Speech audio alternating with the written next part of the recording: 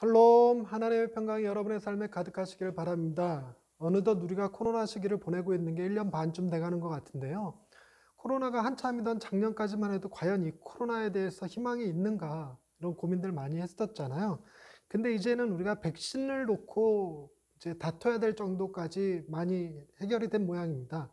근데 이 백신이 나오기가 무섭게 또 변이 바이러스가 전 세계에서 급증하고 있어갖고 또 코로나 확진자가 뭐 역대 최고를 찍는다고 막 그러죠. 인도에서는 지금 난리도 아니죠. 좀 어마어마합니다. 그런데 한 가지 달라진 것이 있다면 백신을 맞을까 말까 이렇게 고민할 수 있는 시점까지 왔다는 것도 참 감사해요. 어느 정도 이제 순차적으로 백신이 맞고 있기는 하지만 뭐 잔여량이 좀 있어서 신청하는 사람들은 뭐 대기 타고 있다가 맞을 수 있다고도 하는데 이거를 맞을까 말까 대기에다 내 이름을 올릴까 말까 이런 고민을 할 수 있다는 것이 작년에 우리가 코로나 공포에 시달렸던 거 생각하면 참 많이 나아졌다는 생각이 듭니다. 어쩌면 정말 정부에서 얘기하는 대로 5월 11월 달쯤 되면 뭐 집단 면역이 형성되고 내년쯤 되면 코로나가 없어지는 세상이 올 수도 있겠다라는 희망이 조금 생기기도 합니다. 그 중에서 변이 바이러스가 좀 문제이긴 하죠. 어찌됐건 우리는 바이러스는 바이러스대로 우리는 복음의 바이러스, 예수님의 바이러스를 한번 빠져보도록 하십시다. 따라오세요. 오늘 본문은 포도나무 비유입니다. 포도나무 비유? 지난주에 제가 잠깐 언급했었는데 기억하시는지요? 지난주에 저희가 이 말씀을 나누면서 제가 좋아하는 비유가 있는데 그 좋아하는 비유가 이 포도나무 비유와 선한 목자 비유다라고 말씀을 드렸어요. 그래서 이번 주는 그 포도나무 비유가 나왔는데 포도나무 비유를 이해하기 위해서는 앞서서 이 비유가 어떤 맥락에서 나왔는지를 좀 알 필요가 있습니다. 이 지금 예수님이 포도나무 비유는 요것만 딱 떼서 설교를 하신 게 아니라 13장에 보시면 예수님께서 최후의 만찬을 하시는 장면이 나오거든요. 최후의 만찬을 하시면서 가룟 유다가 본인을 팔 것에 대한 이야기를 하신 다음에 13장 31절서부터 16장 마지막 절까지 쭉 이어지는 매우 긴 예수님의 설교 본문입니다. 만약에 여러분이 성경책을 가지고 계시는데 그 성경책에 예수님의 말씀은 빨간색으로 표시되는 그런 성경책을 가지고 있다면 13장 후반부터 26장 끝까지는 전부 다 빨간색으로 쫙 칠해져 있을 것 같은 그런 본문입니다. 근데 내용이 대체로 뭐냐면요. 예수님께서 최후의 만찬을 하신 다음에 십자가를 지실 거잖아요. 그러니까 십자가를 지시는 것은 곧 제자들을 떠나시는 것, 죽음으로 가시는 것이고 부활하신 이후에 승천하시는 그 과정을 남겨놓고 있잖아요. 그에 앞서서 예수님이 제자들한테 마치 고별 설교하듯이 지금 얘기를 나누고 계시는데 얘기의 이 긴 내용들이 주로 어떤 내용을 담고 있냐면 사랑에 대한 언급이 굉장히 많아요. 그 사랑, 예수님께서 이제 곧 떠날 거기 때문에 우리 안에 부탁하고 싶은 얘기가 너희가 서로 좀 사랑했으면 좋겠다라는 이야기예요. 그래서 34절, 13장 34절에 이런 말로 시작이 됩니다. 새 계명을 너희에게 주노니 서로 사랑하라. 내가 너희를 사랑한 것 같이 너희도 서로 사랑하라. 너희가 서로 사랑하면 이로써 모든 사람이 너희가 내 제자인 줄 알리라 하는 이야기로 시작해서 본문의 이야기가 쭉 펼쳐지는 겁니다. 그러니까 사랑에 관한 이야기가 굉장히 많이 나와요. 근데 사랑에 대한 이야기가 많이 하시는 이유 중에 하나가 뭐냐면 예수님이 떠나시고 난 이후에 이 예수를 믿는 제자들에게 혹은 우리들에게 이 세상은 좀 잔혹한 세상이 될 거라는 예언 같은 말씀을 하십니다. 고난과 환난이 꽤 많을 거라는 얘기를 해요. 심지어는 뭐 이리가 뭐 양을 잡아먹듯이 할 것이고 뭐 우리를 그 이리 가운데로 보내는 것 같은 느낌도 드실 것이고 뭐 죽음에로 넘겨주는 사람들도 생길 것이고 뭐 이런 표현들을 많이 씁니다. 그러니까 그 고난이 있을 것인데 고난을 어떻게 이겨낼 것이냐, 바로 그 고난을 이겨내는 근거가 사랑이라는 거죠. 뿐만 아니라 사랑만 아니라 성령님에 대한 언급도 많습니다. 우리가 보통 요한복음 14장과 16장을 성령장이라고 부를 만큼 성령에 대한 언급이 많아요. 근데 이 성령에 대해서 예수님께서 처음으로 언급하실 때 이런 표현을 쓰세요. 또 다른 보혜사라는 표현을 쓰시는데 14장에 보시면 16절에 내가 아버지께 구하겠으니 그가 또 다른 보혜사를 너희에게 주사, 이런 표현이 나와요. 그러니까 또 다른 보혜사라는 얘기는 보혜사가 한 분이 계시고 또 다른 보혜사가 있다라는 얘기죠. 그 앞선 보혜사, 첫 번째 보혜사가 누구시죠? 바로 예수님이세요. 예수님께서 제자들에게 하셨던 것이 보혜사의 역할. 그러니까 보혜사라는 게 뭐냐면요, 우리와 함께하는 친구 같은 개념이 있거든요. 법정 의미로 따지자면 변호사, 나에 대해서 변호해주는 사람 정도의 개념이 이제 보혜사거든요. 그런데 다른 말로 표현해서 대언자라는 말을 쓰기도 하는데 예수님께서 제자들과 늘 언제나 함께 계시면서 바리새인들이 숱하게 왜 쟤네들은 안식일을 지키지 않나요? 씻지 않은 손으로 먹나요? 왜 쟤네들은 뭐 금식을 하지 않나요? 이렇게 계속 공격할 때 예수님께서 그 제자들을 변호해 주셨잖아요. 그와 같은 보혜사가 또 다른 보혜사가 올 거라고 하는 얘기예요. 근데 그 또 다른 보혜사가 하시는 일이 바로 진리의 영이시라 예수님께서 하셨던 말씀들을 생각나게 하고 힘들고 괴로울 때 이 세상을 견딜 수 있는 힘의 근원이 되시는 분이기도 하시고 하나님 안에 있다라는 견고한 확신을 주시는 분이시기도 하시고 이런 여러 가지 의미로 이제 보혜사에 대한 얘기를 많이 하십니다. 성령님에 대한 얘기를 많이 하세요. 그러고 난 다음에 하시는 말씀이 주로 이제 평안에 대한 언급이 많습니다. 대표적으로 14장 27절 제가 참 좋아하는 말씀인데요. 보시면 평안을 너희에게 끼치노니 곧 나의 평안을 너희에게 주노라. 내가 너희에게 주는 것은 세상이 주는 것과 같지 아니하리라. 너희는 마음에 근심하지도 말고 두려워하지도 말라. 이거 저뿐만이 아니라 그리스도인들이라면 되게들 많이 좋아하시죠. 그리고 이거 찬양으로도 있습니다. 평안을 너에게 주노라. 세상이 알 수 없는 뭐 이런 찬양이 있거든요. 그러니까 이렇게 굉장히 좋아하는 우리들이 좋아하는 구절인데 놀랍게도 이 평안에 대한 언급이 이 긴 설교 마지막 결론부에도 한번 등장합니다. 한번 보시면 16장 마지막 33절 말씀인데요. 이렇게 써 있습니다.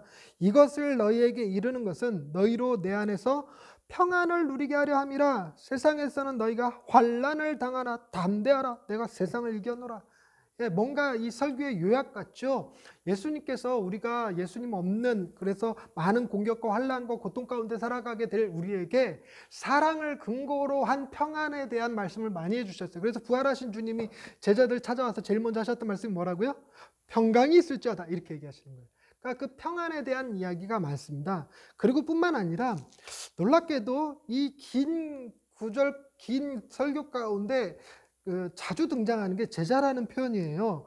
우리가 처음에 읽으면서 13장 34절 35절 읽었는데 35절에 이렇게 써있습니다. 너희가 서로 사랑하면 이로써 모든 사람이 너희가 내 제자인 줄 알리라. 이 제자에 대한 말씀을 하시죠. 오늘 읽은 본문에도 이게 또 나와요. 15장 8절에 너희가 열매를 많이 맺으면 내 아버지께서 영광을 받으실 것이요 너희는 내 제자가 되리라. 그러니까 우리가 예수님의 제자가 된다라는 것, 그것이 무엇을 의미하는 것일까? 이런 것에 대한 고민이 있는데 제자됨의 특징이 뭐냐? 사랑과 평안이라는 얘기가 되는 것입니다. 이런 얘기들을 이렇게 쭉 하시는 중에 포도나무 비유가 중간쯤에 딱 나온 거예요. 13장 후반부서부터 16장 끝까지 이렇게 쭉 이어지는 본문 중에 15장 첫반부에 포도나무 비유가 나오거든요. 그러니까 여러분 포도나무 비유는 비유예요. 비유. 그러니까 실제로 예수님이 포도나무 우리가 가지다 그런 얘기가 아니라 비유인데 맥락을 놓쳐버리면 이 비유가 무엇을 의미하는 것인지 자칫 곁길로 가버릴 수 있습니다. 비유가 가지는 특징이 그렇잖아요. 코에 걸면 코걸이, 귀에 걸면 귀걸이가 되는 것처럼 뭐 해석하기가 이제 천차만별이에요. 물론 그렇게 하면 안 되는 거냐? 아닙니다. 그렇게도 얼마든지 쓰일 수 있습니다. 그러나 오늘은 이 문맥에 좀 더 맞춰서 좀 살펴보려고 하는데요. 먼저 이제 우리가 세 가지로 좀 살펴보려고 합니다. 이 본문의 특징이 하나님이 등장한다는 거예요. 그것도 농부라는 이미지로 등장을 하는데 하나님이 하시는 일이 무엇인가에 대해서 먼저 살펴볼 것이고 두 번째로 예수님이 우리를 제자들을 바라보시는 그분의 생각이 어떤 것인지에 대한 것을 우리가 이 본문에서 살펴볼 수 있습니다. 그리고 마지막으로 열매가 의미하는 게 도대체 무엇이었을까라는 것이에요. 그리고 이 모든 것을 누리기 위해서는 우리가 어떤 삶을 살아야 되는 것인지에 대한 것을 마지막으로 다루게 될 건데 먼저 하나님이 하시는 일부터 살펴보십시다. 15장 1절 2절 말씀인데요. 제가 읽어드릴게요. 나는 참 포도나무요 내 아버지는 농부라. 무릇 내게 붙어 있어 열매를 맺지 아니하는 가지는 아버지께서 그것을 제거해 버리시고 무릇 열매를 맺는 가지는 더 열매를 맺게 하려 하여 그것을 깨끗하게 하시느니라. 여러분 예수님이 본인을 참 포도나무에 비유하셨고 하나님을 그 포도나무를 돌보는 농부로 비유했어요.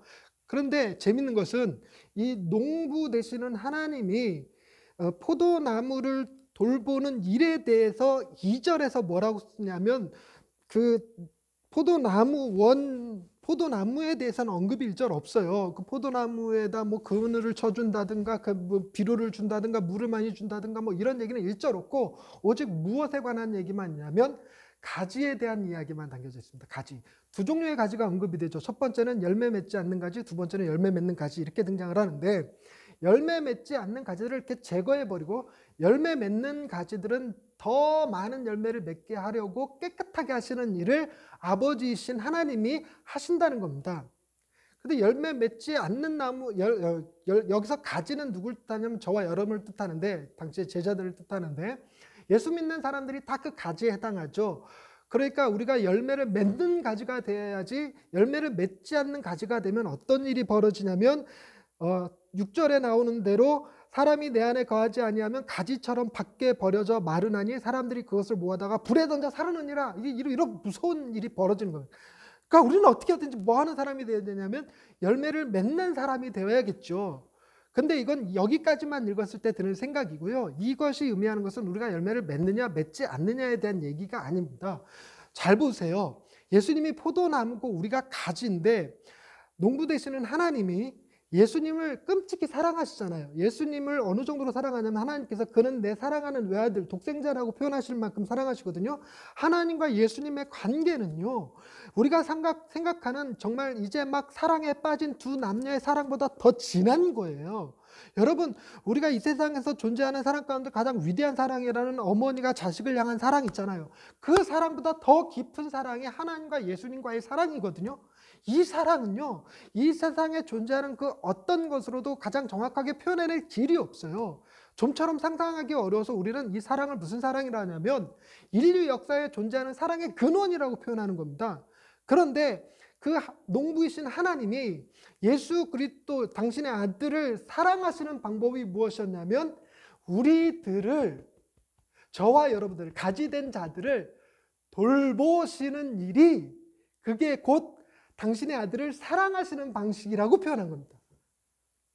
그러니까 지금 예수님께서 당신이 지금 하늘나라로 올라가실 거거든요. 제자들을 떠나실 건데 떠나도 별 걱정 없는 것이 하늘에 계신 온 우주의 통치자, 창조자, 지금도 온 우주를 다스리시는 그 하나님이 누구를 바라보고 계시냐? 저와 여러분들을 바라보고 계시면서 돌보는 일을 하신다는 거예요.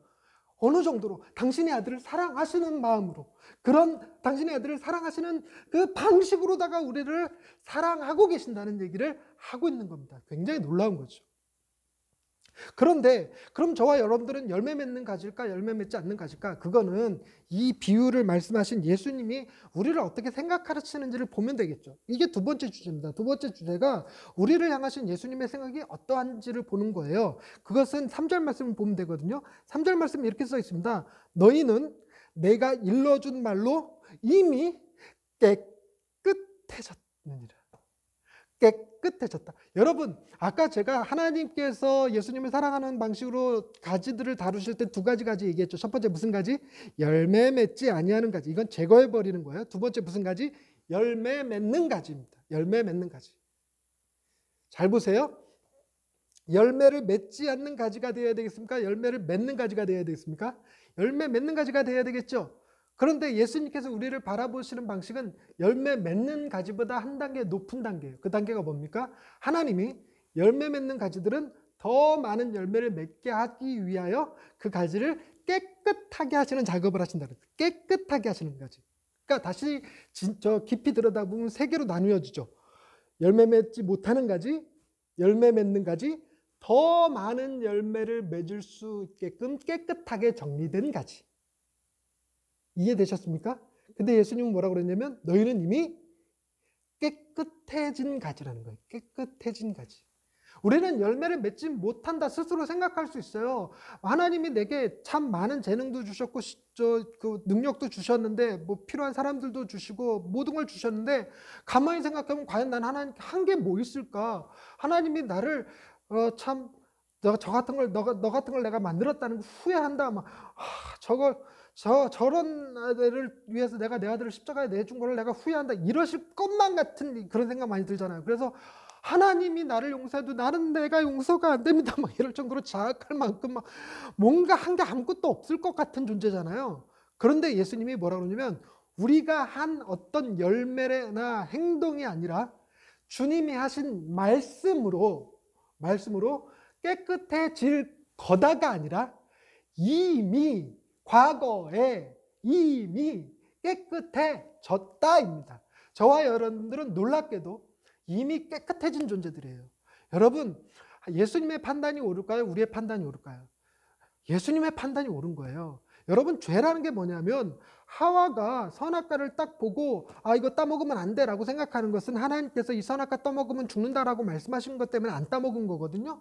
그런데 뱀이 와서 따먹어 그거 먹으면 너도 하나님같이 될 수 있어. 그러니까 하와가 유혹에 못 이겨서 낼름 따먹었다. 그게 아니잖아요. 그 하와가 뱀의 말을 들은 다음에 어떻게 했냐면 자기가 한번 본 거예요. 그 선악과를 딱 보니까 뭐였냐면 보기에 먹음직스럽고 보암직스럽고 뭐 지혜롭게 할 만큼 탐스럽게 보이고 뭐 이랬단 말이에요. 그래서 자기가 생각하기에 먹는 게 맞는 것 같아라고 자기가 스스로 판단한 게 죄예요. 그러니까 결론적으로 말씀드리면 뭐냐면 여러분, 예수님이 말씀하신 이미 깨끗해진 가지라는 사실을 받아들이는 게 맞는 거고, 내가 한 행동들, 지금까지 내가 살아온 모습들을 보니 나는 그렇지 못해라고 스스로 정죄하는 것, 이게 죄입니다. 그러니까 우리가 죄를 짓지 않으려면 뭐 하냐면 난 이미 깨끗해진 가지야 이렇게 생각하는 것이죠.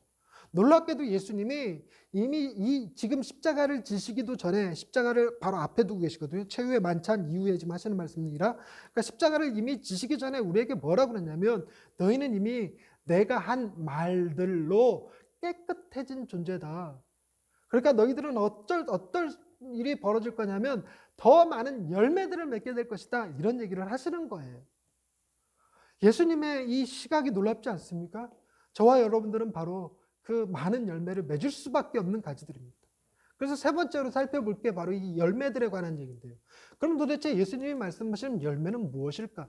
많은 이들이 이 열매에 대해서 생각하기를 어떤 능력으로 이해하시는 분들이 정말 많아요. 그래서 그림 그리는 능력, 노래하는 능력, 돈 많이 버는 능력, 공부하는 능력, 뭐 이런 것들을 열매라고 생각하는 이들이 많아요. 그리고 어떤 분들은 이 열매를 전도로 생각하시는 분들도 많거든요. 그래서 내가 몇 명을 전도했느냐에 따라서 내 열매가 몇 개 했다 이런 얘기도 하고요. 저 주일학교 다닐 때에는 왜 이렇게 벽에다가 이렇게 포도나무, 이렇게 포도송이 그려놓고 출석하면 포도송이 그 하나 붙여주고 또 성경 암송하면 또 하나 붙여주고 이래갖고 포도송이 꽉 채우면 선물 주고 뭐 그런 거 했었거든요. 그때 드는 생각은 뭐였냐면 열매라는 게 뭐였냐? 하나님의 말씀을 암송하는 거고 주일을 빠지지 않는 거고 11조 하는 거고 뭐 이런 거였어요. 전도하면 제일 많이 해요. 전도하면 뭐 포도알 한 5개는 딱딱딱딱딱 붙일 수 있게 해줘요. 그러다 보니까 다소 오해한 경향이 있는데 여기서 말하는 열매는 단도직입적으로 말씀드리자면 사랑과 평안입니다. 우리 안에서 사랑이 있느냐 평안이 있느냐 그게 우리의 열매예요. 그러니까 열매를 많이 맺히게 된다는 게 뭘 의미겠어요? 우리의 마음이 평안하게 될 거라는 것을 의미합니다. 열매를 많이 맺힌다는 것이 우리가 서로 사랑하게 될 것이라는 의미를 담고 있어요. 그러니까 열매를 사랑과 평안이라고 제가 단정적으로 확 말씀드릴 수 있는 거거든요. 자신 있게 말씀드릴 수 있거든요. 그런데 이 사랑과 평안이 어떻게 맺혀지냐면 그 밑에 쭉 5절서부터 6절, 7절, 8절에 그 열매 맺는 비결들의 그 원리들이 쭉 나오거든요. 5절 한번 보십시다. 나는 포도나무여 너희는 가지라. 그가 내 안에 내가 그 안에 거하면 사람이 열매를 많이 맺나니 나를 떠나서는 너희가 아무것도 할 수 없음이라. 여러분, 사람이 열매를 많이 맺는 이유가 뭐예요? 주님과의 연결성 때문에 그래요. 그러니까 여러분, 우리가 주님 안에 있습니까? 아멘. 주님이 우리 안에 있습니까? 아멘. 여러분, 그게 열매를 자동적으로 맺게 한다고요.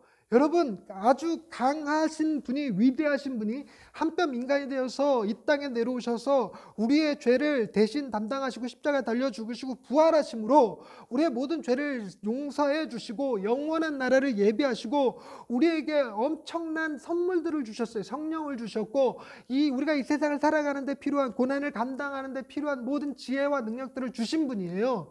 그런 분이 나와 함께 계시는데 뭐 그리 겁이 나겠습니까? 아니, 시편 기자 다윗이 얘기했듯이 사망의 음침한 골짜기를 지날지라도 그래 걱정하지 않을 수 있는 거 아니에요. 그게 걱정하지 않는 게 다른 말로 뭐예요? 평안입니다. 평안. 여러분, 그 평안이요 우리가 사랑할 수 있는 힘의 근원이기도 합니다. 놀랍게도 그 사랑이, 그 평안이 예수 그리스도와 함께 있는 그 친밀함으로 가능하다는 거예요. 우리를 책망하시는 것이 아니라, 우리를 비난하시는 것이 아니라 끊임없이 우리를 감싸주시고 사랑하시고 우리를 위해 변호해 주시고 우리를 위해 기도하여 주시고 우리와 늘 함께 하시기를 원하셔서 이름 자체가 임마누엘이신 그분이 우리와 함께 하시니 뭐 그렇게 두렵겠어요.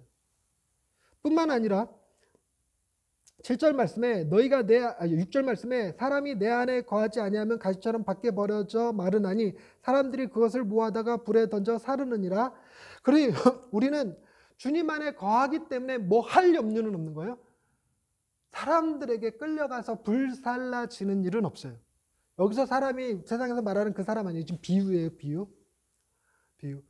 그러니 우리가 주님 안에 있기만 하면 하나님 앞에 버려지지 않아요. 즉 원줄기에서 제거되는 가지가 되지 않는다는 겁니다. 여러분, 이게 평안을 만드는 데 중요한 것 중에 하나예요. 여러분, 주님과 우리와 함께 있는데 버려지지 않을 것, 이게 굉장히 중요한 거예요. 그래서 그 기독교 신앙 가운데 중요한 게 뭐냐면 하나님께서는 결코 우리를 포기하시지도 버리시지도 않을 것이라는 개념을 담은 성도의 견인이라는 교리가 있어요. 견인. 우리는 하나님 앞에 가끔은 실수하고 넘어지고 원망하고 떠나기도 하고 방황하기도 하지만 하나님은 결코 우리를 버리지 않으세요. 목자가 잃은 양 찾아서 헤매듯이 결혼할 처자가 자기가 잃어버린 동전 하나를 찾기 위해 온 집안을 쓸듯이 우리를 찾으실지언정 결코 버리지 않으십니다. 그러니 우리는 버려짐, 불살라짐에 대한 염려를 할 필요가 없어요. 여러분, 우리 인간의 고민에 걱정에 96%가 쓸데없는 걱정이고 나머지 4%만 우리가 노력에 의해서 바꿀 수 있다고 얘기하는데, 여러분, 그 96%가 전부 다 부정적으로 일어나는 걱정이라는 거 아시죠? 지구가 멸망하면 어떡하지? 나 코로나 걸리면 어떡하지? 우리 집안 망하면 어떡하지? 나 암 걸리면 어떡하지? 이런 걱정들이요. 그 중에서 가장 큰 것은 지옥에 가면 어떡하지? 하나님께 버림받으면 어떡하지? 이런 거 걱정할 필요가 전혀 없다라는 사실입니다. 그리고 7절을 보세요. 너희가 내 안에 거하고 내 말이 너희 안에 거하면 무엇이든지 원하는 대로 구하라. 그리하면 이루리라. 대박! 무엇이든지 원하는 대로 구하래요. 그런데 많은 사람들이 착각하는 게 있어요. 무엇이든지 원하는 대로 구하라니까 금 나와라 뚝딱, 은 나와라 뚝딱 하고 싶어 하죠. 그런 거 얘기하는 거 아닙니다. 아까 제가 열매가 뭐라고 그랬습니까? 사랑과 평안이라고 그랬죠. 이게 가능한 이유가 뭐냐면 하나님과 예수님의 그 관계를 보시면 그분들은 결코 자신들의 이익과 유익을 위해서 일하시는 분들이 아니세요. 서로가 서로에게 헌신하시고 충성하시고 지극히 사랑을 베푸시는 관계로 존재하시는 거예요. 이걸 이타적 사랑의 관계라고 그러는데, 그 이타적 사랑의 관계를 하시는 분이 우리에게 뭐라고 그러시냐면 너희가 내 안에 거하고 내 말이 너희 안에 거하면, 즉 너희가 나의 사랑 안에 거하고 내 사랑이 너희 안에 있으면, 이런 말이죠. 그럼 우리가 무엇을 하게 될까요? 이럴 때 비로소 우리는 자기 중심성이라는 것이 극복이 돼요.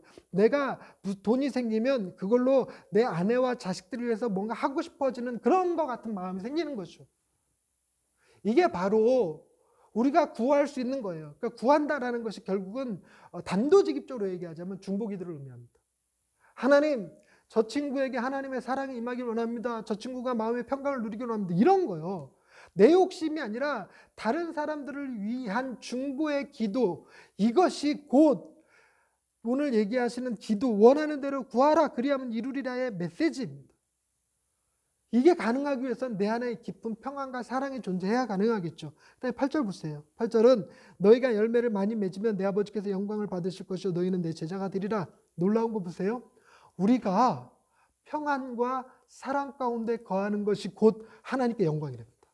하나님의 주된 관심사, 하나님께서 당신 스스로를 영화롭게 하시고 영광스럽게 하는 게 뭐냐면 그 모든 관심사를 우리에게 베푸셔서 우리가 사랑 안에 거하고 평안 가운데 거하는 것을 하나님은 매우 매우 기뻐하심으로 당신의 영광으로 여기신다는 겁니다.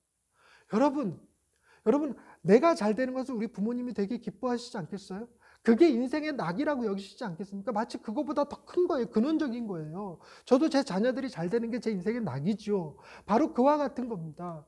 위대하신 하나님이 온 우주를 지으신 분이 진짜 우주의 먼지보다 더 작을 것만 같은 그 수많은 은하계 속에 하나, 그 은하계 속에서도 지구라는 별, 그 별 안에서도 한국이라는 땅, 한국 안에서도 화성, 화성 안에서도 팔탄, 예학교회, 여기 있는 나 얼마나 작아요. 그런데 하나님은 이런 내가 평강과 사랑 가운데 있는 것을 당신의 영광으로 여기시다. 당신의 영광으로. 하나님께 영광을 돌리고 싶습니까? 평강을 유지하십시오. 사랑하십시오.